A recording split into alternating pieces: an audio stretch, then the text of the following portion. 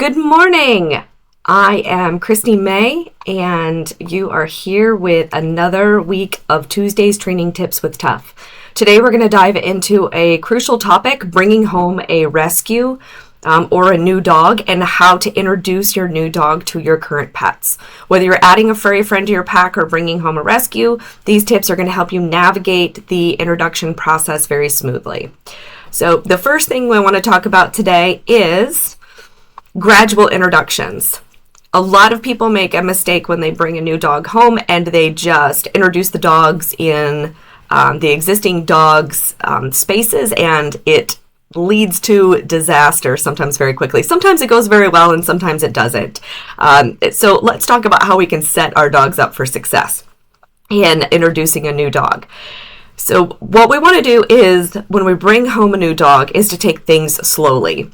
First, start by allowing your pets to sniff each other through closed doors or baby gates, gradually increasing their exposure over time. This gradual approach helps prevent overwhelming your pets and reducing the risk of conflicts. Right? The second thing that we're going to want to do is scent swapping. So another strategy is scent swapping. So swap bedding or toys between your new dog and your existing pet to familiarize them with each other's scents before they meet face to face. This can help ease tension and promote positive association between your pets. I've seen other people do this as well. So let's say you have a dog, your new dog in a crate, and your other dog has access to the room or to the backyard, and then switching them out. So allowing one dog to be in that space and investigate the smells, and then switching and then letting that dog investigate the smells. And so kind of doing that scent swapping back and forth. So one dog in the backyard at a time, one dog in the living room at a time, or into kind of those main living areas. And so that is also going to help make this transition very smooth when they have this scent introduction to each other. Okay, and the last thing is that when we want to actually get our dogs together, it's going to be really important that what we do is we want to make sure that those interactions go very well. Because if you have a bad interaction, you have to slow down and start this process all over again. So when we actually bring the dogs together to meet, you want to do it on leash, and you want to do it outside in a neutral area. So not in your backyard, not in your driveway. You want to do this introduction. You can do it on the street, kind of in front of your house, okay? But we don't want to do it in a place where your dog has familiarity. And we want to set the dogs up for success. So the first thing that we do is, when we bring the dogs, is that, first of all, dogs don't greet face to face, right? They don't greet head on, okay? So bringing two dogs on leash like this, okay, is also another recipe for disaster. Okay, how do dogs greet? Dogs greet in a circle. So they sniff each other. And so what happens is they kind of go into this circle. And you all know this because you've all experienced your dog circling another dog on leash, and then you all having to untangle leashes during that interaction. So dogs don't meet in this head on. What we want to do is we want to have one dog walking and another dog kind of just meet up, okay, on the side like this. And then if this becomes uncomfortable, what you want to do is you want to play leapfrog. So you let this dog lead, and then you slow down, and then you let this dog pass and lead, and you slow down, you let this dog pass and lead, and slow down and let this dog pass and lead, until you get to the point where they are next to each other very comfortably. And then what we want to see is that, are they ignoring each other? So if this dog sniffs, is this dog going to come sniff over here? And if so, are we okay with that?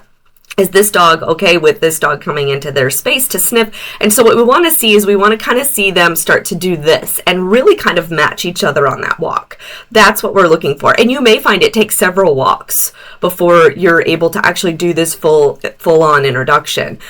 So walking your two pets together with two separate people in the beginning is a very effective way of making this introduction successful. Because if one dog gets uncomfortable, one person can just give a little bit of space, right? You just kind of move over, give a little bit of space, and you can kind of continue on your way and continue in the exercises. Okay, when you're ready to move on to this next phase, what you're going to do is, when you go into the house, you want to let the new dog lead into the house, and your dog, existing dog, follow in. And then what I like to do is I like to move from there straight to the backyard. Okay, I don't like to do that introduction inside the house. I want to move to the backyard where there's some space, where we can get out of each other's way.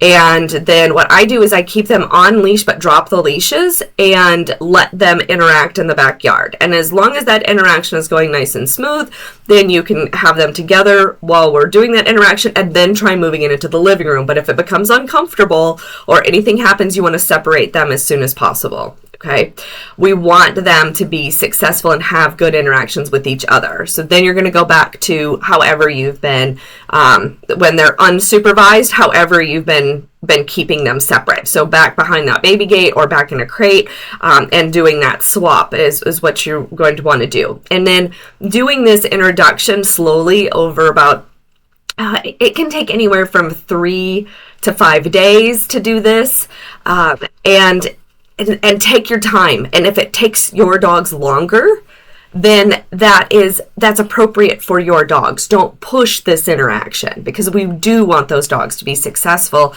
in moving forward with this exercise. Okay. All right. So just be sure that you're monitoring these interactions. These have to be completely supervised. We're not just going to turn them loose together.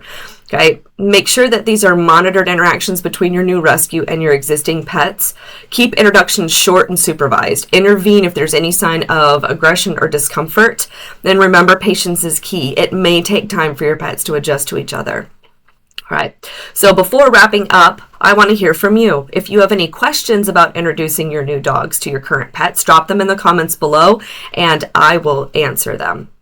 Thank you so much for joining me today for this important discussion. Remember, introducing a new rescue to your current pets can take time and patience, but with the right approach, you can set the stage for harmonious relationships. Until next time, happy training.